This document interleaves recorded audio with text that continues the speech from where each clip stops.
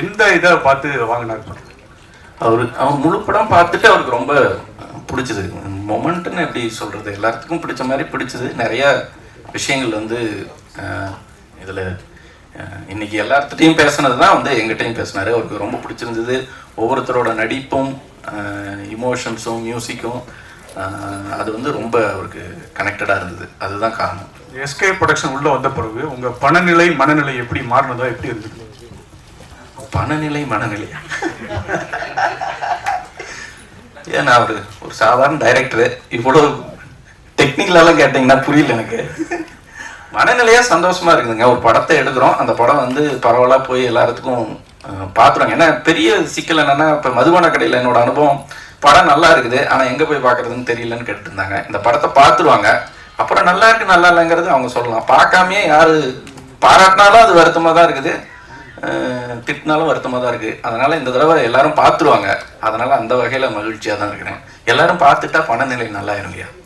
Sir director sir, அதே மாதிரி இப்போ உள்ள பசங்களாம் இங்கே யாரோ பேசுகிறப்ப சொன்னாங்க, இந்த சைடில் 2 வீல் வச்ச சைக்கிளில் போகிற பசங்களாக இருக்காங்க. குரங்கு படம்ங்கிற டைட்டில் இப்போ நம்மள மாதிரி ஒரு 35-40 வயசுக்கு மேலே உள்ளவங்களுக்கு நல்லாவே பிடிக்கும். எனக்கு படம் ரொம்ப பிடிச்சிருந்தது. நம்ம பசங்க இந்த படத்தை பார்க்கறது எந்த அளவுக்கு இருக்கும்? இப்போ நம்ம தான் கூட்டு போக போகிறோம், அது வேற விஷயம். ஆனால் வேற ஏதாவது டைட்டில் இருந்தால் இன்னும் அவங்கள ரீச் பண்ணியிருக்குமே அப்படிங்கிறது கேள்வி. ஐயா, அது வந்து நம்மெல்லாம் நம்ம பசங்கிட்ட சொல்கிறதுக்காகவே எடுக்கப்பட்ட படம் தான். நான் எப்படி சைக்கிள் ஓட்டினேன்னு இப்போ நமக்கு என்னென்னா, நம்ம பசங்களுக்கு எது சொன்னாலும் அவங்களுக்கு புரியவே மாட்டேங்குது. அது வந்து நான் இந்த ப்ரொடக்ஷன்லேயே ஷூட்டிங்லேயே பார்த்தேன். இப்போ படத்துலேயே ரொம்ப கஷ்டமாக இருந்த விஷயம் வந்து எல்லாம் கேட்பாங்க எவ்வளோ கஷ்டப்பட்டீங்கன்னு. இந்த 5 பேருக்கு அந்த காலகட்டத்தை புரிய வைக்கிறது தான் எனக்கு ரொம்ப கஷ்டமாக இருந்தது. அதுக்கு நான் ஒரு டூல் கிரியேட் பண்ணி கொடுத்துருக்கேன். இப்போ நீங்கள் வந்து நாங்கள்லாம் எப்படி வாழ்ந்தோம் தெரியுமா, நாங்கள் எப்படி கஷ்டப்பட்டோம் தெரியுமான்னு சும்மா வாயில் சொல்லாமல் இந்த படத்தை காமிச்சிங்கன்னு வச்சுங்க, ஓஹோ நல்ல வேலை அந்த வருஷம் அப்போல்லாம் நம்ம இல்லை அப்படின்னு நம்ம நினச்சிப்பாங்க. நம்மளை வந்து சந்தோஷமா வைப்பாங்க, பரவாயில்ல இதெல்லாம் தாண்டி வந்து நம்மளை இவ்வளோ நல்லா வச்சிருக்கிறாங்கன்றது.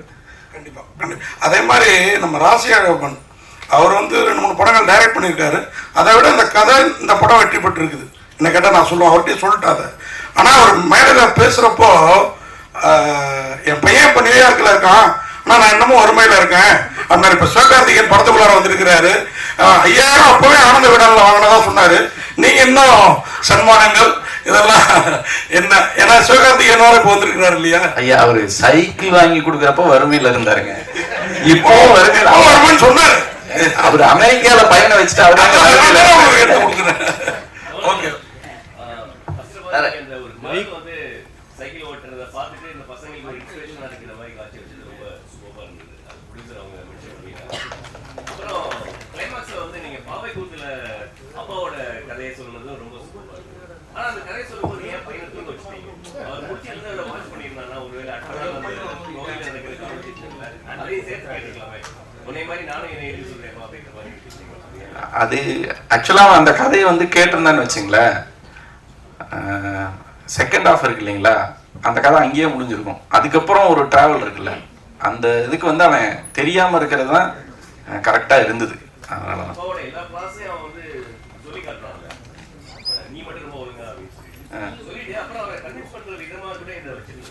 இல்ல, அவனுக்கு ஏன் ஒரு சைக்கிள் ஓட்டல, அவருக்கு அதுல பயம் இருக்கிறது தெரிஞ்சிருச்சுன்னா அப்புறம் அவர்கிட்ட நீ ஒழுங்கானு கேட்கறதுக்கான நியாயமே இல்லாம போயிருது இல்லைங்களா? இல்ல, நம்ம வந்து நம்ம அப்பாவை பத்தி எல்லாம் எப்ப நம்ம புரிஞ்சுக்கிறோம்னா நம்ம அப்பா ஆகிறப்பதான். ஸோ வந்து அதனாலதான் கிளைமேக்ஸ்ல வந்து பையன் தூங்கிட்டு இருக்கிறப்ப அவர் சைக்கிள் வாங்கிட்டு இருக்காரு. அவன் கனவுல நினைச்சிட்டு இருக்கிறான் சைக்கிளை, பொம்மை சைக்கிள் வச்சுக்கிட்டு, அவர் நிஜத்துல வாங்கிட்டுறாரு. இதுதான் எல்லா அப்பாவும் பசங்களுக்கு செய்யறாங்க. அதனாலதான் அந்த டிராவல் அப்படி வந்திருக்குது ஸ்கிரிப்ட்ல. அப்படிதான் நான் கன்சியூவ் பண்ணிக்கிட்டேன் படத்தை. டைரக்டர் இங்க படம் வந்து யதார்த்தமா இன்னைக்கு காலகட்டங்களில் எல்லாருமே பசங்க பார்க்கக்கூடிய படமா எடுத்துருக்கீங்க. பட் ஆனால் இது மக்கள்கிட்ட எப்படி கொண்டு போய் ரீச் பண்ண போறீங்க? ஏன்னா இதே மே 3 அரண்மனை 4 ரிலீஸ் ஆக போகுது. அதுக்கும் அதிகமான மக்கள் அதில் வந்து நட்சத்திர பட்டாளங்களா உள்ள வரதுனால நீங்க எப்படி இதை கொண்டு போய் மக்கள்கிட்ட சேர்க்க போறீங்க? எப்படி உள்ள வருவாங்க? ஏன்னா இன்னைக்கு படம் பார்க்கறதுக்கு ஒரு விஜய், அஜித் அந்த மாதிரி இருந்தாதான் உள்ள வருவோம் அப்படின்ற இதுதான் சுச்சுவேஷன் தான் போயிட்டு இருக்கு. ஏன்னா ரீரிலீஸ் படங்கள் தான் இன்னைக்கு ஓடிட்டு இருக்கு தெரியும். இதை எப்படி நீங்க ரீச் பண்ணலாம்? ஐயா, மஞ்சுமோல் பாய்ஸ்ல யாருங்க நடிச்சாங்க? பிரேமலு நமக்கு யாரு தெரியும், காந்தாரா வந்தப்ப நமக்கு யாரை தெரியும். அரண்மனை 4 வெற்றி பெற வாழ்த்துக்கள்ங்க. பெரிய மரங்கள் இருக்கிற இடத்துல சிறு செடிகளும் சின்ன சின்ன பூச்செடிகளும் இருக்கதான் செய்யும். நான் வந்து அந்த மாதிரி பூச்செடி மாதிரி வந்திருக்கேன். கண்டிப்பா நீங்கெல்லாம் இருக்கிற நம்பிக்கையில தான் வந்திருக்கணும். கரெக்டா சொல்லணும்னா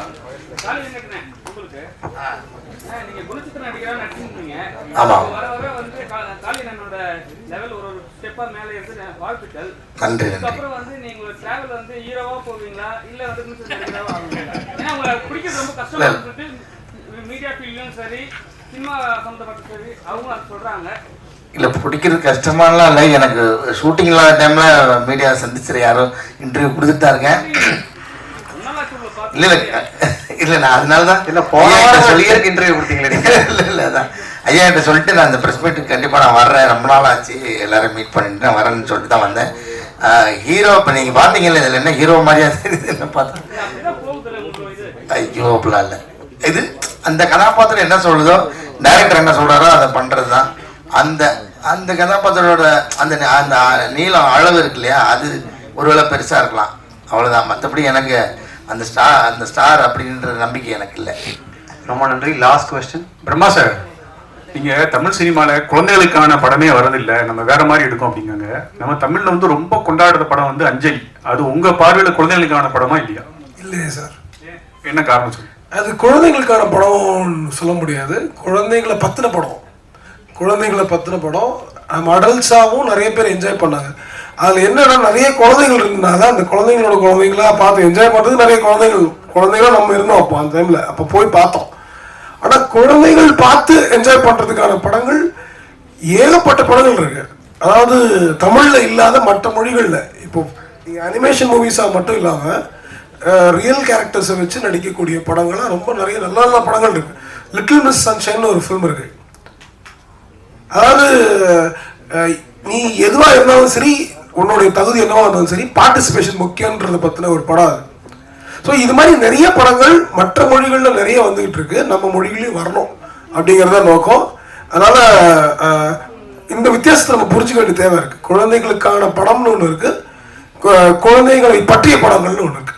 அதனால நம்ம குழந்தைகளுக்கான படங்கள் நம்ம நிறைய கொடுக்குறது சொல்ல போனா அது ஒரு தேவையா இருக்கிறது மட்டும் இல்லை, கமர்ஷியலா அதுக்கான ஒரு பெரிய பொட்டன்ஷியலும் இருக்கு. அது நம்ம எல்லாருமே புரிஞ்சுக்கிட்டு இருக்கு. ஏன்னா குழந்தைங்க அவ்வளோ பெரிய மார்க்கெட் இந்த ப்ராடக்ட் இல்லை, எல்லா ப்ராடக்ட்டுக்கும். அப்படி ஒரு கமாடிட்டியா பார்த்தாலுமே கூட அது ஒரு பெரிய மார்க்கெட் இருக்கு. அந்த வகையில நம்ம நிறைய குழந்தைகளுக்கான படங்கள் பண்ணணும் அப்படிங்கிறது என்னுடைய தாழ்மையான கருத்து. டைரக்டர் சார், அது கொங்கு தமிழ் இந்த படத்துக்கு, ஏன்னா ராசியாப்பன் கதையில கொங்கு தமிழா எனக்கு தெரியல, ஏன் தேர்ந்தெடுத்தீங்க? ரொம்ப நல்லா இருந்தது. ஆனா அது எக்ஸ்ட்ராங்கிற மீனிங் புரியாது. இப்போ நாங்க படிச்சா எனக்கு கொஞ்சம் புரியும்னு வச்சுக்கோங்களேன். அந்த மாதிரி வார்த்தைகளுக்கு இன்னும் கொஞ்சம் தெளிவா இருந்திருந்தா இன்னும் நல்லா ரீச் ஆகுமே. ஏன்னா கொங்கு தமிழ் பிரமாதமா இருக்குது, அந்த நெசவு அதெல்லாம் ரொம்ப நல்லா இருக்குது. ஏன் அந்த இடத்தை தேர்ந்தெடுத்தீங்க? கதைக்கலாம் தான் அது. நான் பிறந்து வளர்ந்த ஏரியா, எனக்கு கொஞ்சம் ஈஸியா இருந்தது. அதை நீங்க ஏற்கனவே ரசிச்சு இருந்ததுனால அது ஒர்க் ஆகும்னு சொல்லி தான் எடுத்தாங்க. ஒரு கேரக்டர் வச்சிருந்தீங்க அந்த சைக்கிள் கடையில, அவருக்கு ஒரு படத்துல வந்து பாக்கியராஜ் எடுத்த படத்துல சிவாஜி சாருக்கு அந்த ரெஃபரன்ஸ்ல இதே போட்டு இது பண்ணீங்களா? இல்ல, பொதுவாவே நான் அது ஒரு ரெஃபரன்ஸ் மட்டும் இல்ல, பாக்கியராஜ் சார் படத்துல வந்ததே ரெஃபரன்ஸ் தான். ரியலிஸ்டிக்கா நம்ம ஊர்களில் எல்லாரும் பெரும்பான்மையானவர்கள் மிலிட்ரியிலேருந்து வந்தவங்க நிறைய கிராமங்களில் வந்து சைக்கிள் கடை வச்சுருந்தாங்க. அதுக்கு காரணம் என்னன்னா, அந்த காலகட்டத்துக்கான தொழில்நுட்பம் இருக்கு இல்லையா, அதுக்கான டெக்னாலஜியை மிலிட்ரியில் இருந்தவங்களுக்கு அவங்களுக்கு ப்ராக்டிஸ் கொடுத்தாங்க. அமெரிக்கன் ஆர்மியிலேருந்து நம்ம இந்தியன் ஆர்மி வரைக்கும் மிலிட்ரியில் இருந்தவங்களுக்கு சைக்கிளை ரிப்பேர் பண்ணுறதுக்கு, சைக்கிளை கனெக்ட் பண்ணுறதுக்கு, லாக் பண்ணுறதுக்கு, அவசரத்துக்கு யூஸ் பண்ணுறதுக்கான ட்ரைனிங்கை வந்து சுதந்திரத்துக்கு முன்னாடி டைம்ல இருந்து கொடுத்தாங்க. அதனால ரிட்டையர் ஆகி வந்த மிலிட்ரிமேன் நிறைய பேர் ஊர்ல வந்து சைக்கிள் கடை தான் வச்சிருந்தாங்க. அதோட ரெஃபரன்ஸா தான் பாக்யராஜ் சார் படத்துல யூஸ் பண்ணியிருந்தாரு. இந்த படம் 80s படம்ங்கிறதுனால அதே லெவல்ல வந்திருக்கு. நம்ம சினிமால இருந்து பார்த்தனால சினிமாவே ரெஃபரன்ஸா இருக்கு, அவ்வளவுதான். ரொம்ப நன்றி. Thank you so much.